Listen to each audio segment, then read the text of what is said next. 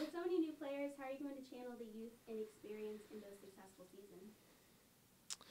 That's a great question. One of the things we've done is we've recognized some pretty high quality players. So we feel like we have guys coming in that already know how to play the game pretty well. And then we're going to try to combine that with the returning leaders that we have. We have 4 returners, and all 4 of them should play should have a specific influence on those younger guys. I think it's just a matter of us realizing as a team, managing our expectations, realizing that we're going to play our best basketball second semester. Not that we're not going to be trying to play great basketball first semester, but just reality says we're going to have to learn how to play with each other. So we'll manage those expectations. We'll try to be competitive as we've always tried to be, and then try to make sure that we are playing the best at the end. All right, I got the next one. This is somewhat similar to that one, but what advantages or disadvantages do you think you have with this team compared to last year's team? Yeah, that's a great question as well, because I do think there are some significant advantages that we have.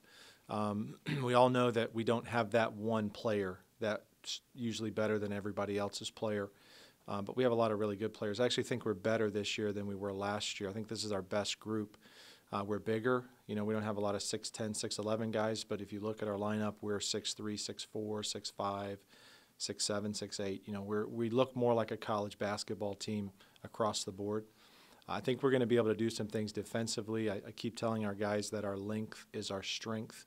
If we can play to the level of intensity that we want on defense, I think we can really give some teams some problems. And then offensively, we're very much improved.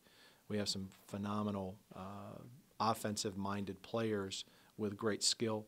It's just our job to kind of get them to work together. It's hard for 5 guys to be looking to score. Usually there's only enough basketball to go around for 4, so we have to manage that. Okay, so looking at your schedule, you all are playing a number of D1 schools back-to-back. What goals are you trying to accomplish with your team as players as your team by playing this? Okay. We are constantly debating back and forth within our staff. How many should you play? Who should you play? Those kinds of things. Some of it is easy. We get regional coverage and ESPN3 coverage. We get some coverage through the Southern Conference, those kinds of things with some of the teams that we're looking to play. The guys that we're recruiting, they want to play Division I student athletes. The opportunities that we get for participating, and it's just a different experience. The arenas are nicer, they're bigger, although ours is nothing to be ashamed of. Division I just has a different feel. And so they get to play in Division I arenas. They get to play against Division I talent. They get to experience, everything from the video boards to the, all of the different things that take place, particularly in those venues. And so we try to use that as a part of a recruiting tool, and guys really respond to that well.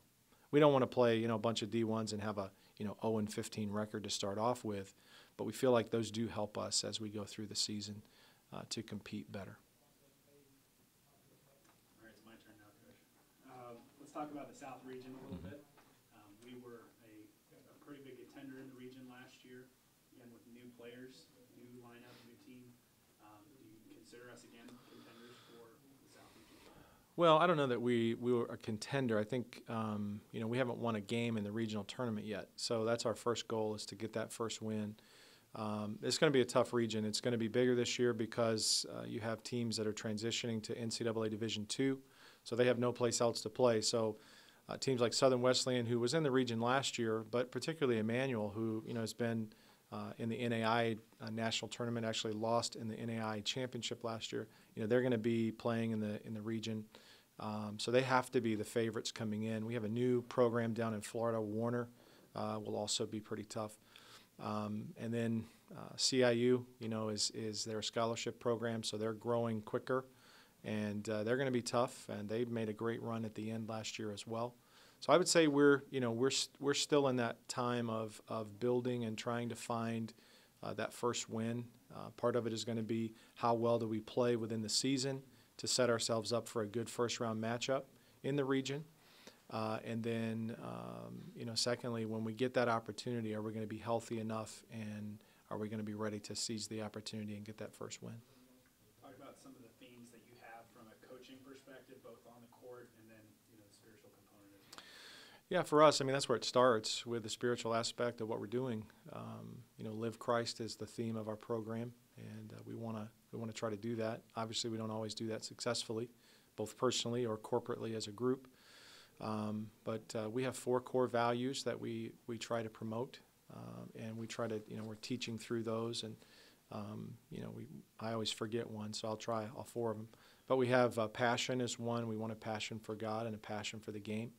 And then we have integrity. This is a world that sells their integrity for the highest cost and the greatest gain. And we want to be men of integrity and just do what's right. I tell them to be where you're supposed to be, do what you're supposed to be doing. And then we have collective responsibility. We kind of work into that. Don't whine, don't complain, and don't make excuses. And together we are accountable to one another, both on the court and off the court. And then the 4th one is escaping my mind right now. What's our 4th? Humility, I'm sorry. It always happens, so that's why I like to write those down. I haven't taught on that one yet, so it's not ingrained in my brain as much. Humility, obviously in athletics, there's a huge opportunity for you to make yourself the focus. And so we want to be humble. Part of that is being thankful and appreciative for the opportunities that God has given. So those are kind of the spiritual components of what we're trying to do. Basketball-wise, athletically, we want to share the basketball a lot. Our system is designed to, pass it to the open man, create opportunities for your teammate and yourself second. So defensively, we want to be very hard to score against. We want to make teams work hard.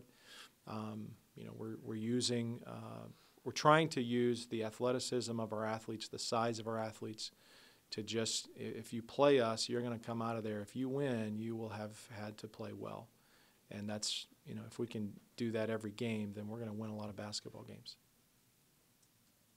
Any other questions that weren't necessarily written down that you guys are wondering? All right. Thanks, Coach. All right, thank you.